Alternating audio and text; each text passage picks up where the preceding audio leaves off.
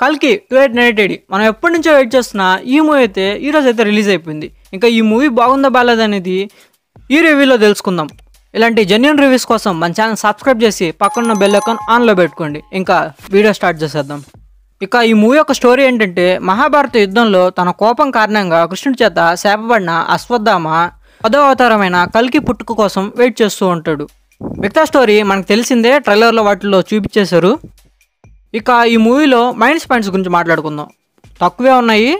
First of all cameos వచ్చినప్పుడు పెద్ద high feel అయితే రాలేదు. ఎందుకంటే క్యామియోస్ అనేవి నార్మల్ పీపుల్ ప్లే చేసినా ఒకేలా ఉంటుంది, అండ్ స్టార్ హీరోస్ ప్లే చేసినా ఒకేలా ఉంటుంది. అంటే పెద్ద ఇంపాక్ట్ అయితే లేవు. మూవీలో చాలా క్యామియోస్ అయితే ఉన్నాయి. నేను చెప్పింది 3 క్యామియోస్ గురించే.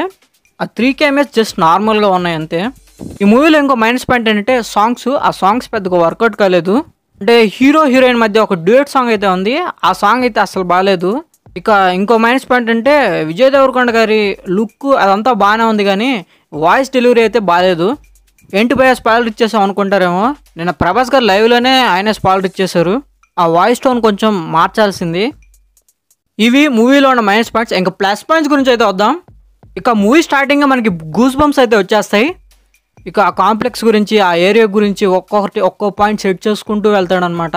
మూవీలో ప్రతి ఒక్కరి ఇంట్రడక్షన్ చాలా బాగా అయితే రాసుకున్నారు. అండ్ ప్రభాస్ గారి ఇంట్రడక్షన్ అయితే మామూలుగా ఉండదు. ప్రభాస్ గారి క్యారెక్టర్ ఉంటుంది భయ, చెప్పలేము అసలు. ఈ మూవీలో ప్రతి క్యారెక్టర్కి ఒక టార్గెట్ ఉంటుంది అనమాట.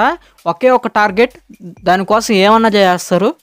ఇక మూవీలో యాక్షన్ సీన్స్ అయితే ఒకదాన్ని మించి ఇంకోటి అలా ఉన్నాయన్నమాట. మూవీలో ఏ డీటెయిల్ని అయితే వదిలిపెట్టలేదు, అన్నీ వాడేశారు. ఇక క్లైమాక్స్లో ట్విస్ట్ రివీలింగ్ సీన్ ఉంటుంది భయ, అది నెక్స్ట్ లెవెల్ అంతే. టైటిల్స్ పడంగానే వెళ్ళిపోవద్దు. అండ్ లాస్ట్లో మనకి పోస్ట్ క్రెడిట్స్ సీన్ ఒకటి ఉంది, దాన్ని మిస్ కావద్దు. ఇక నేను ఈ మూవీకి ఓవరాల్గా ఇచ్చే రేటింగ్ 4/5.